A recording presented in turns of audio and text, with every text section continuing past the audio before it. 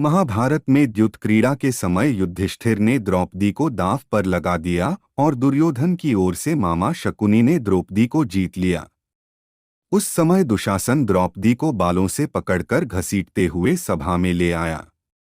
जब वहां द्रौपदी का अपमान हो रहा था तब भीष्म पितामह, द्रोणाचार्य और विदुर जैसे न्यायकर्ता और महान लोग भी बैठे थे, लेकिन वहां मौजूद सभी बड़े दिग्गज मुंह झुकाए बैठे रह गए।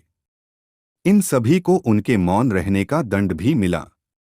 देखते ही देखते दुर्योधन के आदेश पर दुशासन ने पूरी सभा के सामने ही द्रौपदी की साड़ी उतारना शुरू कर दी।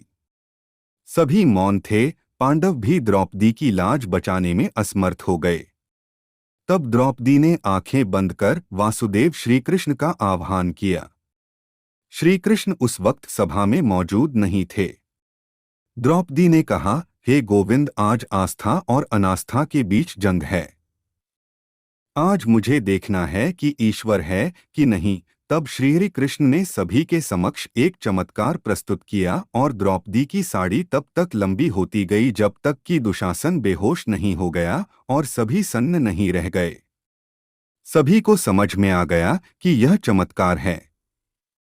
कहते हैं कि श्री कृष्ण द्वारा द्रौपदी की लाज बचाने के पीछे दो कारण थे। पहला यह कि वह उनकी सखी थीं और दूसरा यह कि उसने दो पुण्य कार्य किए थे। हालांकि यह दो कारण नहीं भी होते तो भी भगवान श्री कृष्ण द्रौपदी की लाज बचाते। वह पुण्य कर्म यह था कि एक बार द्रौपदी गंगा में स्नान कर रही थी। उसी समय एक साधु वहां स्नान करने आया।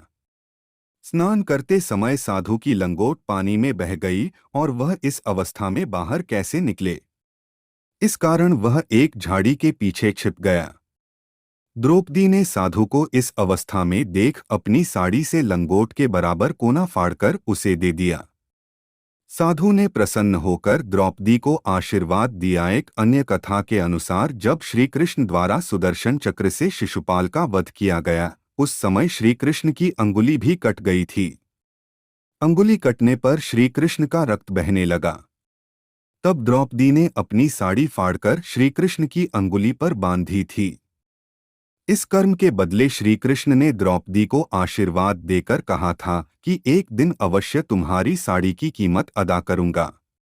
इन कर्मों की वजह से श्रीकृष्ण ने द्रौपदी की साड़ी को इस पुण्य के बदले ब्याज सहित इतना बढ़ाकर लौटा दिया और द्रौपदी की लाज बच गई। यह श्रीकृष्ण